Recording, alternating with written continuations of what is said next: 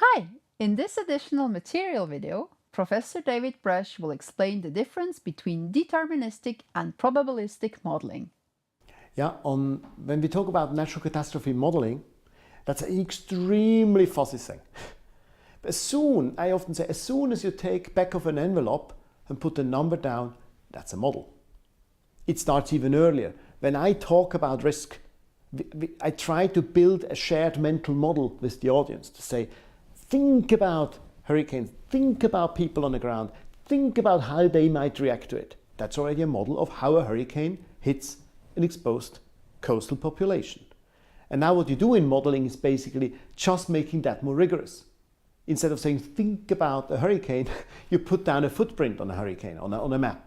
And instead of think about people being somewhere, you say, that's exactly the coordinate where these houses are. That's exactly the coordinate of their school building. That's exactly the coordinate of the road connecting them. And so you build a model by basically putting things more precisely in context, you could say.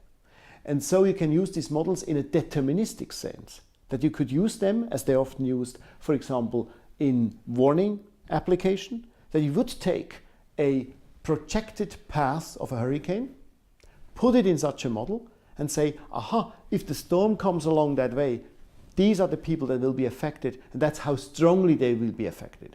So that's a deterministic way of using such a model, is by putting one single event in. It can also be a historic event. You can also replay, say, Cyclone Sidr in Bangladesh and see what would happen would that historic storm happen again today. That would still be a deterministic application of a model. Now, since luckily we haven't seen all the bad things happening, but we should be better prepared, very likely, you can use these models also in a probabilistic sense. Probabilistic in the sense to say, what else could happen to the place? Do we really exactly understand where people are? Do we exactly understand how they fare in case of an event? And you can start to play with the parameters in your model. And you can also ask the question, what would happen if the storm comes from another direction? And so you can build a probabilistic set of storms. You can build a lot of artificial storms. These are physically consistent events, so they're not impossible to happen, but luckily we haven't seen them. And you can play it all through, but now not for a historic event or for a single event, for many thousands of possible manifestations of nature, you could say. And therefore you can test all your risk management options, not only against the past or against a specific single prediction. You can also test your specific options. For example, is it worth to, for example, evacuate earlier, 5 days early? Is that better or worse? Hard to say if you only compare with one event.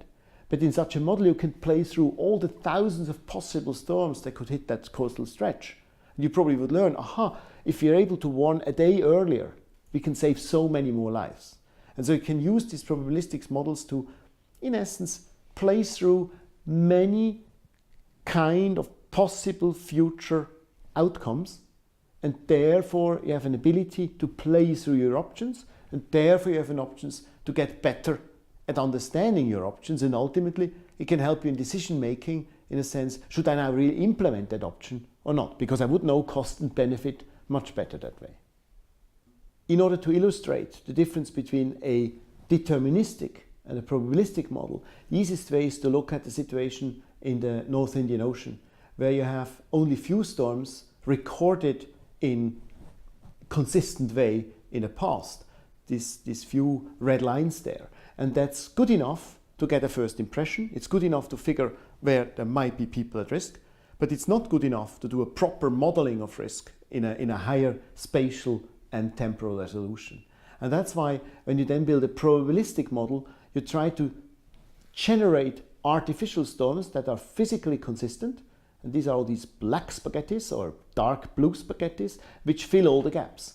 And they basically happen over a time scale of order of 5,000 years. Not in the future, but more to say, would we repeat next year 5,000 times, then would we put it all on the same map, it would look that dark blue. So it's not to say the probabilistic storm has more frequency than the historic storm. It's more one way to render the, we could say, the coverage of a probabilistic model on a single slide.